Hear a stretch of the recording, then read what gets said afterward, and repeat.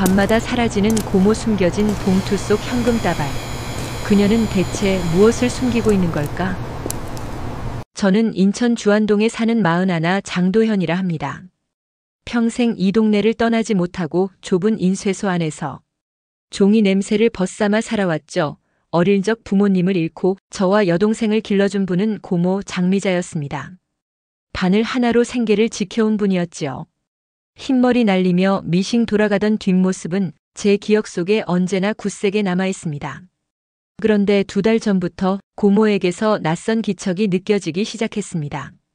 영상 시청 전에 구독과 좋아요 한번 눌러주세요. 큰 힘이 됩니다. 무료로 할 수 있는 작은 응원에 더 좋은 이야기로 보답하겠습니다. 이야기 이제 시작합니다. 밤 10시 항상 일찍 잠들던 고모가 검은 점퍼를 걸치고 현관을 나섭니다. 모자를 푹 눌러쓰고 발자국 소리도 죽이며 골목을 빠져나가죠. 그리고 새벽 4시 혹은 5시가 다 되어 돌아옵니다. 그때마다 옷깃에는 낯선 냄새가 묻어 있습니다. 알코올 같기도 하고 약품 같기도 한 매캐한 냄새. 팔뚝과 손등에는 시퍼런 멍이 번져 있었습니다. 고모님, 어디 다녀오셨어요? 제가 물으면 고모는 늘 같은 대답을 했습니다. 잠이 안 와서. 그냥 걷다 왔다 하지만 그 말이 사실이 아님을 저는 직감했습니다. 평생 새벽 산책을 즐기던 분이 왜 굳이 밤길을 나서야 했을까요? 그러던 어느 날 저는 고모방 옷장을 정리하다가 이상한 것을 보았습니다. 검은 비닐봉지 하나 안에는 고무줄로 단단히 묶인 5만원권 지폐가 수북히 들어 있었습니다. 손에 쥐자 묵직한 무게가 그대로 전해졌습니다. 대충 세어보아도 몇백만 원은 좋게 넘을 액수였습니다. 그 순간 등줄기로 식은땀이 흘렀습니다. 이 돈이 도대체 어디서 온 걸까요?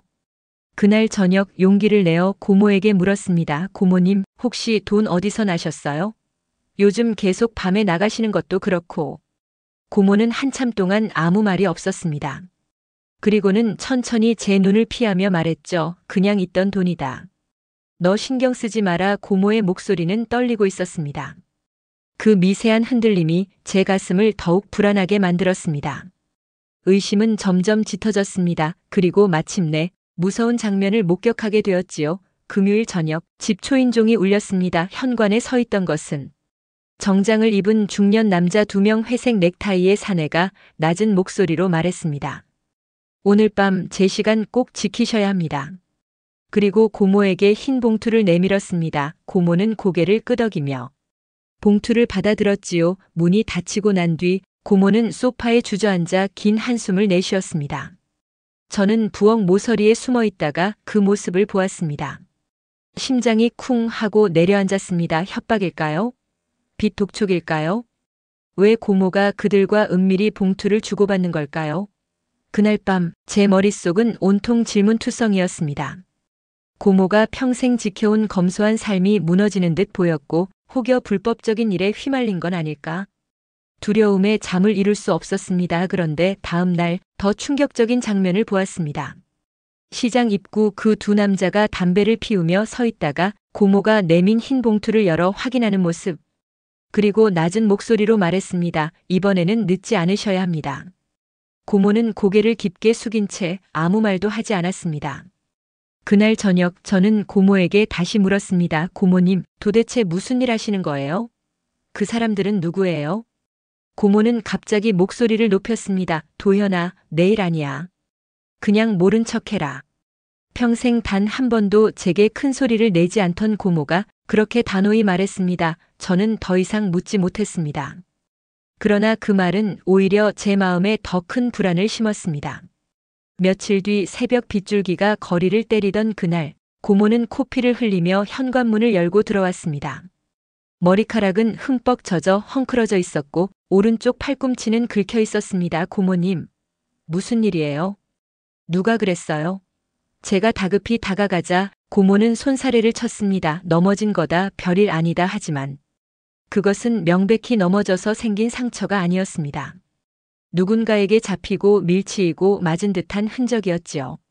저는 치를 떨며 고개를 끄덕였습니다. 더는 참을 수 없었습니다. 그리고 며칠 뒤 경찰서에서 전화가 걸려왔습니다. 인천 미추홀 경찰서 생활안전계입니다. 장미자 어르신 관련해서 확인할 일이 있어 연락드렸습니다. 제 손에 든 수화기가 떨렸습니다. 드디어 두려워하던 일이 닥친 걸까? 고모는 제 손에서 전화기를 빼앗아 들었습니다. 네, 제가 장미자입니다. 네, 오후에 직접 가겠습니다. 전화를 끄는 고모의 얼굴은 창백했습니다. 그리고 저를 바라보며 떨리는 목소리로 말했습니다. 도현아, 제발 아무 말도 하지 마라. 모른 척해라. 내가 다 감당할 테니. 그 순간 저는 결심했습니다. 이대로는 안 되겠다. 설령 고모가 반대한다 해도 진실을 알아내야겠다고 밤마다 이어지는 검은 점퍼의 발걸음. 봉투 속 현금의 무게, 의문의 정장, 남자들, 경찰의 전화, 모든 것이 수수께끼처럼 얽혀 있었습니다. 저는 속으로 중얼거렸습니다. 고모, 이번에는 제가 따라가겠습니다. 무엇을 숨기고 계시든 이제는 끝까지 지켜보겠습니다. 밤이 깊었습니다. 10시가 가까워오자 고모는 언제나처럼 점퍼를 꺼내 입었습니다. 모자를 눌러쓰고 작은 가방을 챙겼습니다. 그 모습은 너무도 익숙했지만 오늘은 달랐습니다. 저는 마음을 굳게 먹고 따라 나설 준비를 했으니까요. 현관문이 닫히고 5분이 지나자 저는 모자를 눌러쓰고 집을 나섰습니다. 빗방울이 아직 젖은 골목은 어둡고 습했습니다. 멀리 고모의 뒷모습이 보였습니다. 작은 어깨가 골목 모퉁이로 스르르 사라졌습니다. 큰 길에 이르자 고모는 택시를 세웠습니다. 저도 급히 손을 흔들어 다른 택시에 올랐습니다. 앞에 가는 은색 택시 보이시죠? 그 차 따라가 주세요. 조금 떨어져서요. 기사는 의아한 눈빛을 보냈지만 아무 말 없이 시동을 걸었습니다. 달빛에 비친 유리창 너머 고모의 실루엣이 어렴풋이 보였습니다. 작고 단단한 어깨가 창에 기대어 있었습니다. 택시는 점점 도심을 벗어나 항만 쪽으로 향했습니다. 차창 밖으로는 깜빡이는 항구 불빛과 습한 바닷바람이 스며들었습니다. 마침내 고모의 택시는 낡은 시장 골목 앞에 멈춰 섰습니다. 저도 조금 떨어진 곳에서 내렸습니다. 비에 젖어 반짝이는 아스팔트 위로 고모의 발자국이 길게 이어졌습니다. 그 끝에는 형광조끼를 입은 사람들이 서 있었습니다. 가슴팍엔 낯선 글씨가 새겨져 있었습니다. 미추홀 밤길 동행단. 고모는 그들 사이에 섞여 무전기를 받아들었습니다. 그리고는 마치 오랫동안 익힌 동작처럼 자연스럽게 조끼를 입었습니다. 그 순간 제 심장은 미친 듯이 뛰었습니다. 이게 도대체 무슨 상황이란 말인가? 협박이나 불법이 아니라 자원봉사? 고모는 곧장 무리를 따라 골목으로 걸어 들어갔습니다. 술에 취해 비틀거리는 청년 하나가 있었습니다. 고모는 다가가 부드럽게 팔을 잡았습니다. 자네, 집이 어디인가? 위험하니 같이 가세. 청년은 욕설을 내뱉으며 팔을 뿌리쳤습니다. 순간 손톱이 고모의 팔을 세게 핥히었습니다. 피가 배어나오는데도 고모는 오히려 청년을 달랬습니다. 그래, 마음이 힘들지. 괜찮아. 집까지만 같이 가자꾸나. 결국 청년은 눈물을 보이며 고개를 숙였습니다. 고모는 그의 어깨를 토닥이며 천천히 걸어갔습니다.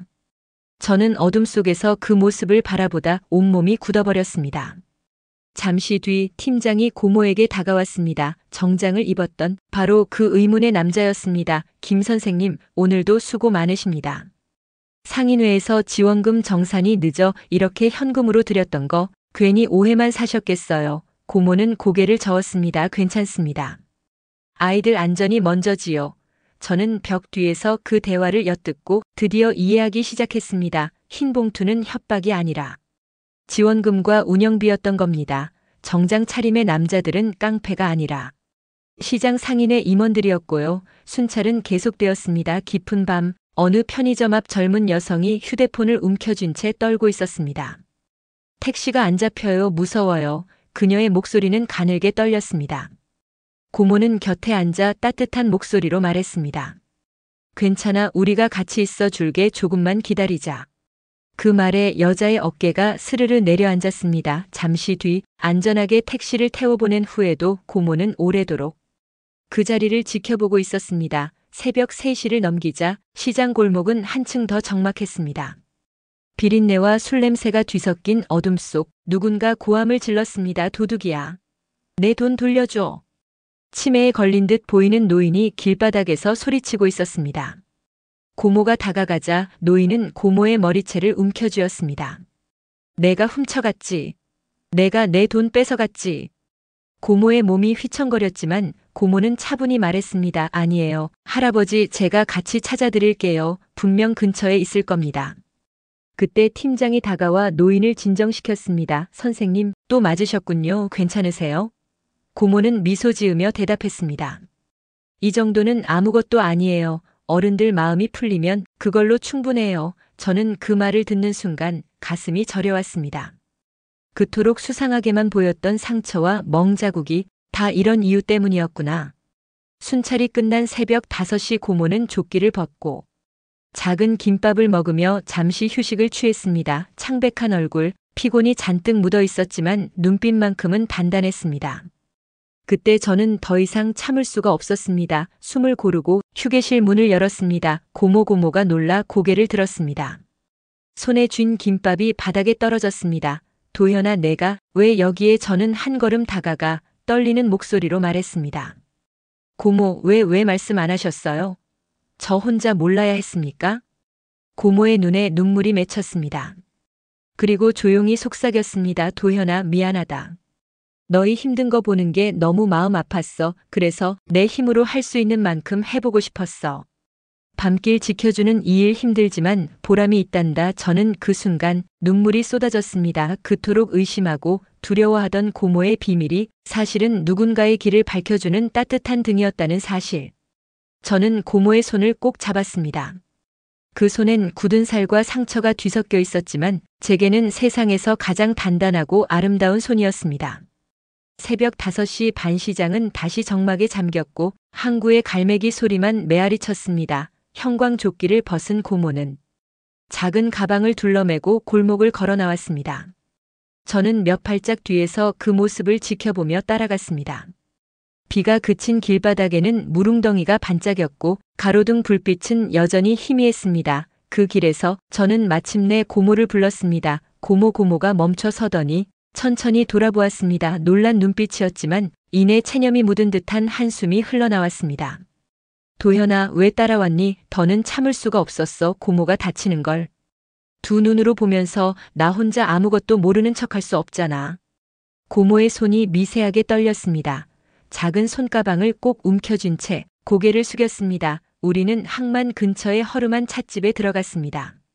아직 문을 연 집은 아니었지만 고모가 익숙한 듯 문을 두드리자 안에서 주인이 문을 열어주었습니다. 또 순찰 끝나고 왔구먼. 들어오세요. 고맙네. 잠깐만 쉬다 갈게. 고모는 그렇게 말하고 저를 안으로 이끌었습니다. 테이블에 마주 앉자 고모는 오래도록 침묵했습니다. 낡은 시계 초침 소리만 또각또각 울려 퍼졌습니다. 그리고 마침내 고모는 조용히 입을 열었습니다. 도현아, 내 누나 얘기 기억하지? 저는 고개를 끄덕였습니다. 벌써 15년 전 제 누나는 폭력적인 남편을 피해 도망쳐 나오다 끝내 사고를 당했습니다. 그날 밤 골목길에서 울며 전화했던 목소리가 아직도 귓가에 남아 있었습니다. 고모의 눈이 흔들렸습니다. 그날 내가 얼마나 자책했는지. 아냐, 아이 혼자 어둡고 긴 밤길을 걸어오게 했다는 게 평생 마음에 걸린다. 그때 결심했어. 누군가는 이런 길을 지켜야 한다고. 고모는 손등으로 눈가를 훔쳤습니다. 그래서 밤길 동행단에 들어갔다. 내 나이에 무슨 힘이 있겠냐 싶었지. 하지만 내 두 다리로 누군가 옆을 걸어줄 수는 있잖니. 혼자가 아니라는 걸 느끼게 해줄 수는 있잖아. 저는 말없이 고모의 손을 잡았습니다. 거칠고 굳은 살로 덮인 손 곳곳에 멍이 든 손하지만 그 손은 누구보다 따뜻했습니다. 고모, 왜 나한테는 말 안 했어? 나도 같이 할 수 있었는데. 고모는 고개를 저었습니다. 내가 이미 힘들잖니. 인쇄소 빚 갚느라 허덕이고 하루하루 버티기도 빠듯한데 내가 이 일까지 얹어주면 얼마나 무거울까 싶었다. 그래서 숨겼다. 그냥 나 혼자 감당하려고. 고모의 목소리는 갈라졌습니다. 그러다 잠시 침묵이 흘렀습니다. 창밖으로는 아침 해가 천천히 솟아오르고 있었습니다. 저는 한참 동안 생각하다가 천천히 말했습니다. 고모, 난 고모 혼자 이렇게 다치면서까지 버티는 게 더 힘들어. 차라리 함께하는 게 낫지. 혼자 숨기고 견디는 건 우리 가족이 아니잖아. 고모가 제 얼굴을 바라보았습니다. 그 눈빛 속엔 놀람과 후회 그리고 미안함이 엉켜 있었습니다. 도현아, 내가 그렇게 생각해준다니. 고모의 목소리는 더 이상 이어지지 못했습니다. 그저 눈물이 흘러내렸습니다. 그날 우리는 긴 대화를 나누었습니다. 밤길동 횡단이 어떻게 만들어졌는지, 상인회와 경찰이 어떻게 지원하는지, 왜 봉투가 필요했는지. 고모는 하나하나 설명했습니다. 지원금이 늦게 들어올 때가 많아. 그럼 임원들이 현금으로 먼저 주고 나중에 정산하지. 너한테 들킨 봉투도 그거였어. 나는 그 돈에서 활동비 조금만 떼고 나머지는 생활비로 보탰다. 내 짐 조금이라도 덜어주고 싶어서. 저는 그 말에 가슴이 먹먹했습니다. 그동안 의심만 했던 제 자신이 부끄러웠습니다. 찻집을 나서 집으로 돌아오는 길 고모가 말했습니다. 이제 내가 알았으니 나한테 화내도 된다. 실망했겠지. 저는 단호히 고개를 저었습니다. 아니, 오히려 존경의 고모가 왜 멍들고도 웃었는지. 이제야 알겠어. 하지만 약속해줘. 이젠 혼자 숨기지 않겠다고. 나도, 그리고 윤서도 우리가 같이 할 수 있다고. 고모는 잠시 멈춰 서서 저를 바라보다가 아주 작게 고개를 끄덕였습니다. 그래, 이제는 숨기지 않을게. 그날 밤 저는 인쇄소 불을 일찍 끄고 고모와 함께 형광조끼를 입었습니다. 시장 골목 어귀에서 우리는 나란히 섰습니다. 자, 오늘은 초보니까 그냥 옆에서 지켜보기만 해. 고모는 그렇게 말했지만 목소리 속엔 어쩐지 안도와 기쁨이 섞여 있었습니다. 저는 고개를 끄덕였습니다. 그래, 고모. 오늘은 그냥 같이 걷기만 할게. 그 순간 내 마음속에도 작은 등불이 켜졌습니다. 두렵던 밤길이 조금은 따뜻하게 느껴졌습니다. 그날 밤 저는 고모와 함께 형광조끼를 입었습니다. 가슴팍에는 큼지막하게 미추홀 밤길동 횡단이라는 글씨가 박혀 있었습니다. 거울에 비친 제 모습은 어딘가 어색하고 우스꽝스러웠습니다. 그러나 고모는 빙긋 웃으며 말했습니다. 어울린다. 도현아, 생각보다 잘 어울려. 저는 머쓱하게 웃으며 대답했습니다.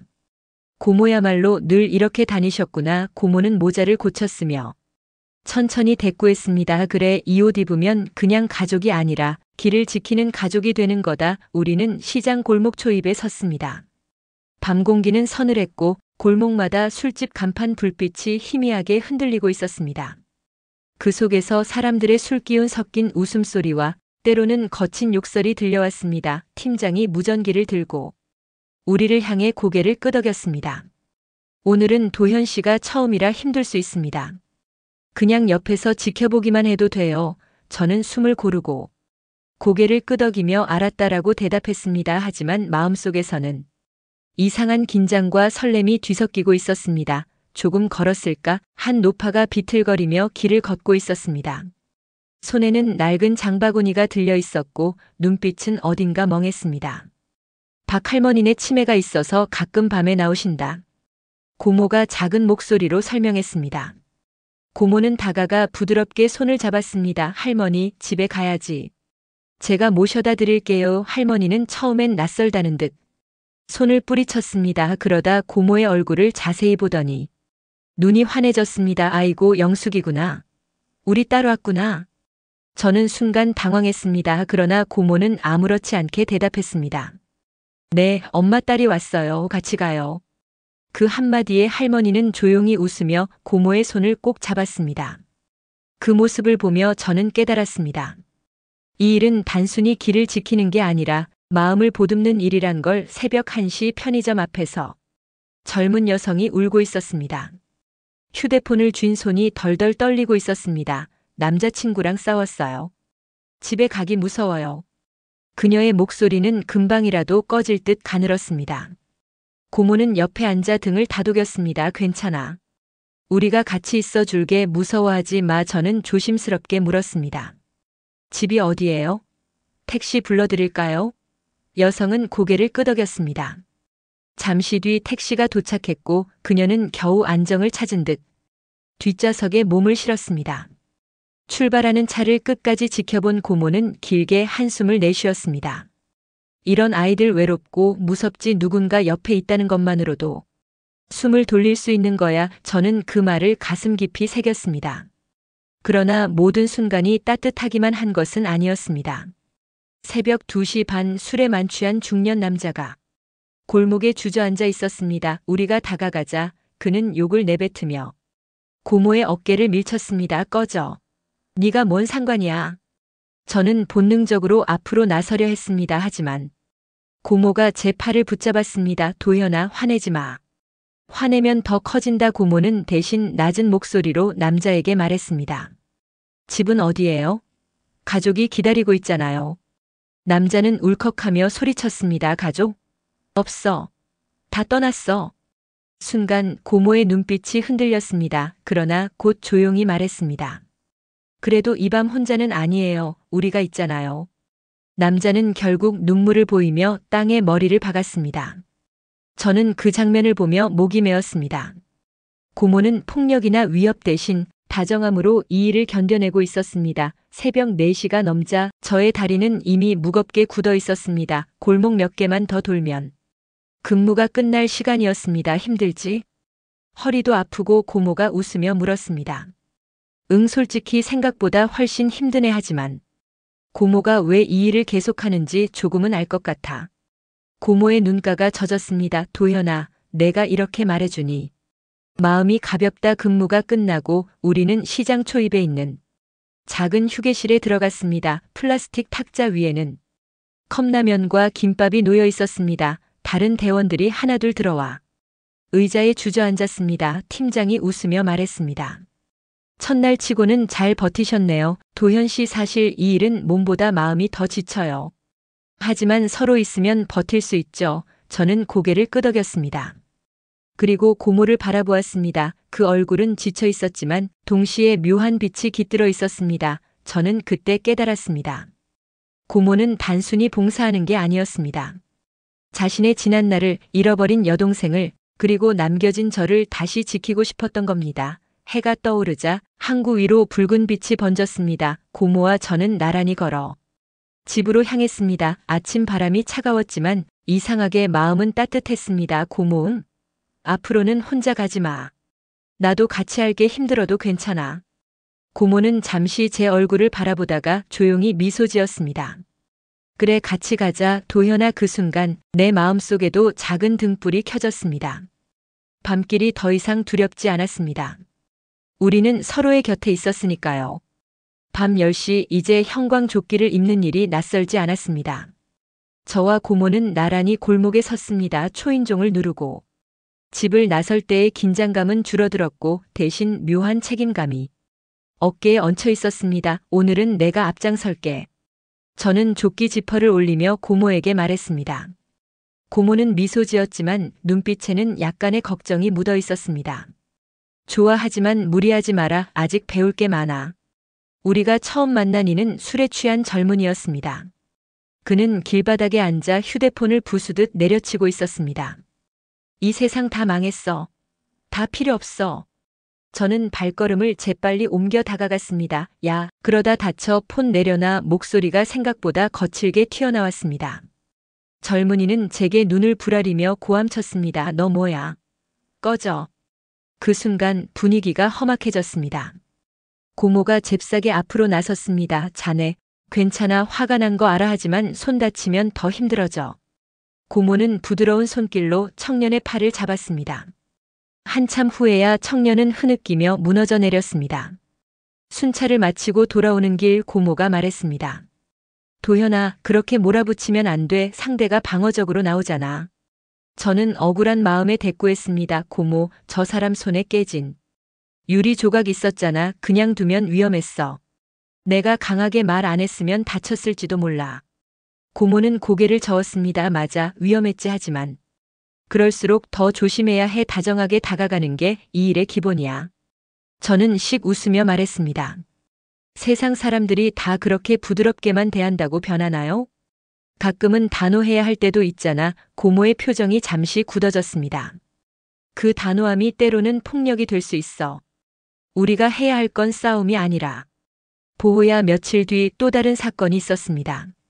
한 골목 어귀에서 10대 무리가 담배를 피우고 있었습니다. 통행인을 희롱하며 큰 소리로 떠들고 있었죠. 저는 망설이지 않고 다가갔습니다.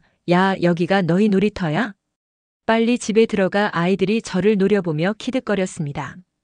그중 한 명이 침을 뱉으며 말했습니다. 아저씨가 뭔데? 경찰이라도 돼? 순간 화가 치밀어 올랐습니다. 이 새끼들 말이 목구멍까지 차올랐습니다. 그때 고모가 제 팔을 세게 잡아당겼습니다. 도연아. 고모는 대신 아이들에게 조용히 다가가 말했습니다. 얘들아, 이제 집에 가자. 부모님이 기다리실 거야. 밤늦게 길에 있으면. 몸도 마음도 다치지. 아이들은 잠시 머뭇거리다 이내 흩어졌습니다. 순찰이 끝난 후 저는 화가 나 있었습니다. 고모, 그렇게 말한다고 저 애들이 달라져요? 그냥 우릴 만만하게 보는 거지. 이런 식이면 제대로 못 지켜. 고모는 잠시 제 얼굴을 바라보다가 깊은 한숨을 내쉬었습니다. 도현아, 내 마음 알아. 하지만 우리가 하는 건 세상을 바꾸는 게 아니야. 단지 오늘 밤만, 이 길만 잠시 안전하게 만드는 거야. 그걸로 충분해. 저는 입술을 깨물었습니다. 왠지 모르게 답답하고 억눌린 기분이 들었습니다. 며칠 뒤 더 큰 일이 터졌습니다. 새벽 2시 한 남자가 길에서 여성을 붙잡고 소리치고 있었습니다. 여성은 울며 몸을 떨고 있었습니다. 저는 주저하지 않고 달려갔습니다. 이봐. 그 손 놔. 남자는 돌아서더니 욕설을 퍼부었습니다. 저는 그를 밀쳐냈습니다. 순간 몸싸움이 벌어졌습니다. 도현아, 안 돼. 고모의 외침이 들렸지만 이미 주먹이 오갔습니다. 결국 경찰이 출동해 상황은 정리됐습니다. 여성은 무사했지만 저는 경찰관에게 따가운 시선을 받았습니다. 보호 활동이라고 하셨죠? 그런데 폭행 시비로 번질 뻔했어요. 조심하세요. 집으로 돌아오는 길, 고모는 아무 말도 하지 않았습니다. 그 침묵이 오히려 더 무겁게 느껴졌습니다. 마침내 집 앞에서 고모가 입을 열었습니다. 도연아, 오늘 내가 한 건 보호가 아니야. 폭력이야. 저는 억울한 듯 소리쳤습니다. 그럼 그냥 보고만 있으라는 거야? 여자가 끌려가는 걸 내가 막아서지 않았으면 더 큰일 났을 수도 있잖아. 고모의 눈빛이 아프게 흔들렸습니다. 그건 맞아. 내 용기가 없었다면 더 위험했겠지. 하지만 너의 분노가 앞섰어. 분노로는 사람을 지킬 수 없어. 저는 고개를 돌려버렸습니다. 고모, 난 그냥 지키고 싶었어. 그게 잘못이야? 고모는 잠시 말이 없었습니다. 그러다 천천히 다가와 제 어깨를 감쌌습니다. 잘못이 아니야. 하지만 내가 스스로 무너질까 두려운 거다. 이 길은 오래 걸어야 하는 길이거든. 그날 밤 저는 한참을 잠들지 못했습니다. 고모의 말이 머릿속에서 맴돌았습니다. 분노로는 지킬 수 없다. 오래 걸어야 하는 길, 나는 정말 누군가를 지키고 있는 걸까? 아니면 내 분노를 풀고 있는 걸까? 스스로에게 물으며 천천히 눈을 감았습니다. 다음 날 저녁, 고모가 제 방문을 두드렸습니다. 도연아, 응, 어제 일 미안하다. 너무 심하게 말했지? 저는 고개를 저었습니다. 아니야. 내가 성급했어. 고모 말이 맞아. 지키려면 오래 버틸 수 있어야 하지. 고모는 미소 지으며 제 손을 잡았습니다. 그래, 도연아, 이제야 내가 진짜 동행단이 된 것 같구나. 그 순간 마음속 깊은 곳에서 무언가가 풀려나가는 느낌이 들었습니다. 분노 대신 책임이 제자리를 찾아가기 시작했습니다. 토요일 저녁, 평소처럼 고모와 제가 형광조끼를 챙겨 입고 있었습니다. 그런데 현관에 앉아있던 윤서가 눈을 크게 뜨며 물었습니다. 엄마, 오빠 대체 매일 밤 어디 가는 거예요? 왜 몰래 나가요? 손에 든 컵라면은 다 불어 터져 있었고 그녀의 표정엔 억눌러온 서운함이 담겨 있었습니다. 그제야 우리는 더는 숨길 수 없음을 깨달았습니다. 제가 조심스럽게 말을 꺼냈습니다. 윤서야, 사실은 우리 밤길 동행단 활동하고 있어. 윤서의 눈이 동그래졌습니다. 밤길 동행단? 그거 뉴스에서 본 적 있어. 위험한 밤길 지켜주는 거잖아. 근데 왜 저한테는 말도 안 했어요? 엄마, 왜 숨겼어요? 고모는 잠시 말을 잇지 못했습니다. 오랜 침묵 끝에 낮은 목소리로 대답했습니다. 내가 걱정할까봐. 내 엄마가 이런 일 한다고 알면 마음이 무겁지 않을까 해서. 윤서의 눈동자가 흔들리더니 곧 단호한 목소리가 튀어나왔습니다. 저도 같이 갈래요. 고모는 눈이 휘둥그레졌습니다. 안 돼. 넌 아직 어리고 혹시 무슨 일이라도 생기면 엄마 전 이제 20살이에요. 오빠만 따라다니는 애 아니에요. 게다가 엄마 혼자 맞으면서까지 이런 일 하는 거 이제 못 봐요. 순간 고모의 얼굴에 복잡한 감정이 스쳤습니다. 제가 거들었습니다. 고모, 이제 윤서도 어른이에요. 그냥 옆에서 지켜보는 것만으로도 큰 힘 될 거예요. 고모는 한참이나 우리를 번갈아 보다가 마침내 길게 한숨을 내쉬었습니다. 좋아하지만 오늘은 절대 앞서지 말고 그냥 옆에서 보기만 해. 약속하자. 윤서는 눈빛을 반짝이며 고개를 끄덕였습니다. 그날 밤 세 사람은 나란히 골목을 걸었습니다. 가로등 불빛이 세 개의 그림자를 길게 늘여놓았습니다. 윤서는 처음이라 긴장한 듯 제 팔을 살짝 잡았습니다. 저는 웃으며 말했습니다. 괜찮아. 그냥 엄마 하는 거.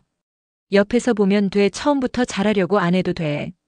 고모는 무전기를 들고 앞장서 걸었습니다. 그 뒷모습이 이상하게 더 단단해 보였습니다. 첫 번째로 마주친 건 편의점 앞에서 울고 있던 여중생이었습니다. 교복이 구겨져 있었고 손에는 찢어진 공책이 들려 있었습니다. 집에 들어가기 싫어요. 엄마랑 또 싸웠어요. 윤서는 망설임 없이 그 옆에 앉았습니다. 나도 예전에 그랬어. 엄마랑 말다툼하고 집에 안 들어가고 싶었던 적 많았어. 근데 결국 들어가야 마음이 편해지더라. 소녀의 눈이 커지더니 윤서에게 조금씩 마음을 여는 듯 고개를 끄덕였습니다. 고모는 다정하게 손수건을 내밀며 말했습니다. 괜찮아. 집 앞까지 우리가 같이 가줄게. 그날 밤 그 아이는 울음을 멈추고 조심스레 집으로 들어갔습니다. 순찰을 마친 후 윤서가 속삭였습니다. 이게 이렇게 힘든 일이었네요. 근데 그 애가 마지막에 안 울고 집에 들어가는 거 보니까 괜히 뿌듯했어요. 고모의 눈가가 젖었습니다. 그래, 바로 그 맛에 이 길을 걷는 거야. 며칠 뒤 더 큰 사건이 있었습니다.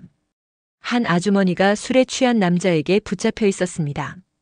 저와 고모가 달려갔지만 이번엔 윤서가 먼저 다가섰습니다. 아저씨, 지금 경찰 부를 거예요. 손 놔요.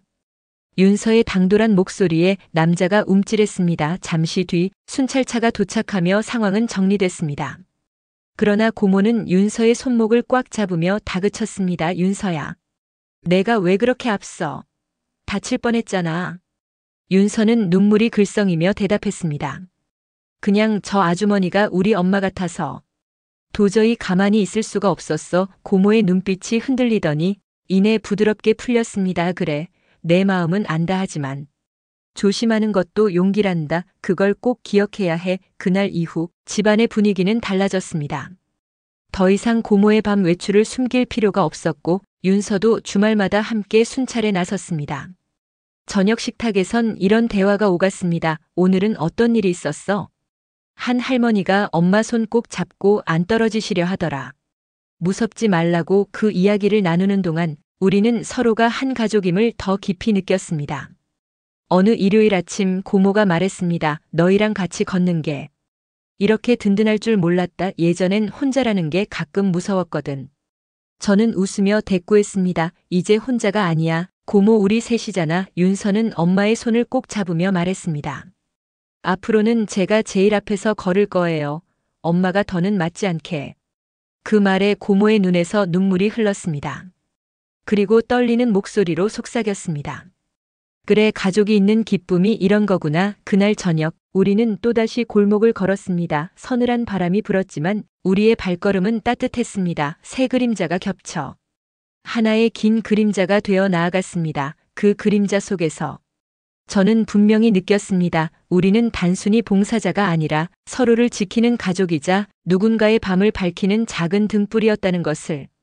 가을이 깊어가던 어느 날 바람결마다 낙엽이 흩날렸습니다. 붉고 노란 잎들이 마을 골목을 수놓고 가로등 불빛에 부서지듯 반짝였습니다. 그날 밤 고모는 우리를 불렀습니다. 얘들아, 오늘은 평소와 조금 달라. 마을 회관에 우리가 초대받았어. 윤서와 저는 동시에 눈을 마주 보았습니다. 초대요? 왜요? 고모는 쑥스러운 듯 미소를 지었습니다. 동네 사람들이 우리한테 고맙다고. 작은 행사를 마련했대. 회관 안은 이미 사람들로 가득했습니다. 시장 상인들, 이웃 어르신들, 아이들까지 빼곡히 자리를 채우고 있었습니다. 무대 위엔 커다란 현수막이 걸려 있었습니다. 밤길 지킴이. 우리 마을의 등불. 순간 사람들의 박수 소리가 터졌습니다. 아이들이 손을 흔들며 소리쳤습니다. 밤길 지킴이. 고마워요. 윤서는 얼굴이 빨개져 고개를 숙였고 저도 어색해서 고모 뒤에만 서 있었습니다. 그러나 고모는 담담히 앞으로 나섰습니다. 이장이 무대 위로 올라섰습니다. 오늘은 특별한 분들을 모셨습니다. 밤마다 골목을 걸으며 우리 마을을 지켜주신 장미자님, 그리고 사촌 동생 장도현 씨와 딸 윤서 양입니다. 순간 회관은 다시 한번 큰 박수로 흔들렸습니다. 어떤 어르신은 눈시울을 붉히며 고개를 끄덕였습니다. 저분들 덕분에 밤길이 달라졌지. 고모는 떨리는 손으로 마이크를 잡았습니다. 목소리는 흔들렸지만 분명했습니다. 저는 사실 오래전 큰 상처를 겪었습니다. 그 뒤로 늘 제 마음 한구석엔 빚이 남아 있었어요. 그래서 결심했습니다. 누군가의 밤길만큼은 혼자가 아니게 해주자고. 잠시 말을 멈추고 우리를 돌아본 고모의 눈가엔 눈물이 고였습니다. 혼자였다면 아마 오래 버티지 못했을 겁니다. 하지만 제 곁에 도현이와 제 딸 윤서가 있어 끝까지 걸을 수 있었습니다. 오늘 이상은 제 것이 아니라 우리 가족 모두의 것입니다. 회관은 또다시 뜨거운 박수로 가득 찼습니다. 행사가 끝나고 우리는 시장 골목을 나란히 걸었습니다. 차가운 가을바람이 옷깃을 스쳤지만 마음은 따뜻하게 달아올랐습니다. 윤서가 환히 웃으며 말했습니다. 엄마, 이제 진짜 우리 가족이 다 같이 지킴이가 된 것 같아. 저도 고개를 끄덕였습니다. 그래, 처음엔 그냥 고모 따라 나섰던 건데 이제는 내가 먼저 나서고 싶어. 고모는 우리 둘을 번갈아 바라보다 눈시울이 붉어졌습니다. 얘들아, 고맙다. 너희 덕분에 내가 오랫동안 짊어지고 있던 짐을 이제야 내려놓을 수 있을 것 같아. 그날 새벽 우리는 순찰을 마치고 집으로 돌아왔습니다. 부엌에 모여 라면을 끓여 먹었습니다. 김이 모락모락 피어오르는 그릇 앞에서 고모가 조용히 입을 열었습니다. 오늘 사람들이 우리를 작은 등불 같다고 했지. 어둠을 다 몰아낼 순 없지만 누군가의 길을 비춰줄 수 있다고. 저는 고모의 손을 잡으며 말했습니다. 맞아. 고모, 그 작은 빛들이 모여서 결국 큰 길을 밝히는 거야. 우리는 이미 그걸 해내고 있어. 윤서도 고개를 끄덕이며 미소를 지었습니다. 앞으로도 계속 비추자. 우리 셋이 같이 더 큰 빛이 되자. 창밖으론 새벽빛이 스며들고 있었습니다. 어둠은 물러가고 새날의 빛이 천천히 번져나갔습니다. 그 빛 속에서 우리는 서로를 바라보며 웃었습니다. 더 이상 비밀도 없었고 두려움도 줄어들었습니다. 왜냐하면 이제 우리는 함께 걷는 가족이었으니까. 윤서는 국물 한 숟가락을 뜨더니 장난스럽게 말했습니다. 오빠, 엄마, 우리 내년엔 진짜 봉사단체 등록해요. 마을에서 인정하는 공식 팀으로. 고모가 놀란 듯 웃음을 터뜨렸습니다. 이것 봐라. 벌써 꿈이 커졌네. 저도 웃으며 대답했습니다. 좋지. 작은 등불이 모여 큰 빛이 되는 거니까. 그렇게 우리의 발걸음은 또 다른 밤을 향해 나아갔습니다. 누군가의 어둠 속에서 작은 등불이 되기 위해, 그리고 서로의 삶을 끝까지 지켜주기 위해.